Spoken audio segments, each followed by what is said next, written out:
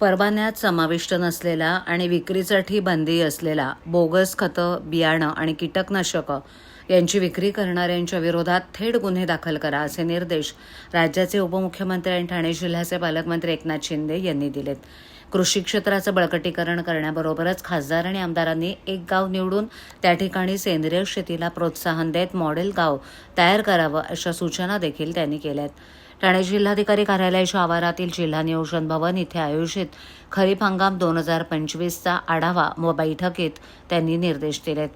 यावेळेला उपमुख्यमंत्री एकनाथ शिंदे यांनी ठाणे जिल्ह्यातील शेतीच्या उत्पादनाचा आढावा घेतला. शेती क्षेत्राचं बळकटीकरण कसं करता येईल, शेतकऱ्यांना कमी खर्चात जास्त उत्पादन कसं घेता येईल यासाठी प्रत्येक प्रयत्न आणि मार्गदर्शन करण्याच्या सूचना त्यांनी केल्या. जिल्ह्यात 1 एकरपेक्षा कमी शेती असलेल्या शेतकऱ्यांची संख्या अधिक आहे, तर त्या शेतकऱ्यांना एकत्र आणून त्यांचे गट तयार करून त्यांना प्रशिक्षण देणं, मार्गदर्शन करणं असे प्रयत्न करून गट शेतीला प्राधान्य देण्याचं देखील शिंदे यांनी यावेळेला सांगितलं. मोगरा, चाफा यासारख्या फुल शेतीला देखील प्राधान्य देण्याच्या सूचना त्यांनी दिल्यात. तसं शेतकऱ्याला शेतमालातून चांगलं उत्पन्न मिळावं हेच पंतप्रधान आणि महायुती सरकारचं धोरण असल्याचं त्यांनी सांगितलं. सुरण या पिकाचं उत्पादन घेतल्यास त्यातून शेतकऱ्यांना देखील चांगलं उत्पन्न मिळेल, त्यामुळे जिल्ह्यात सुरण शेतीला भर देण्यात याव्या अशा सूचना त्यांनी केल्या.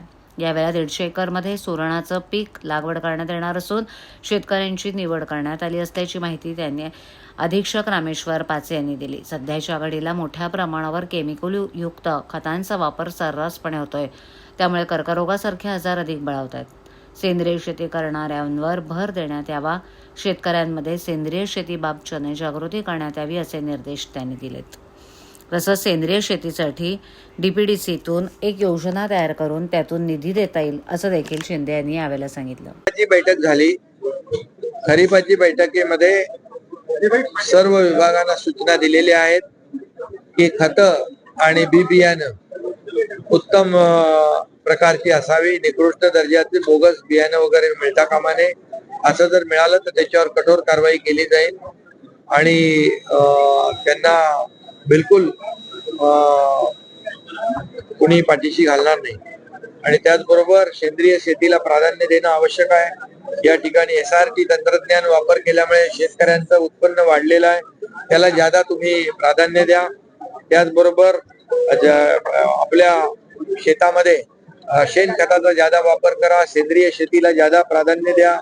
या शेतीची जमीन जी आहे त्याची पोत वाढवण्याचं काम करा. क्लस्टर, शेतीचं क्लस्टर म्हणजे शेतकऱ्यांचं गट तयार करून क्लस्टर शेती केली तर त्यामध्ये देखील मोठ्या प्रमाणावर शेतकऱ्यांना फायदा होईल.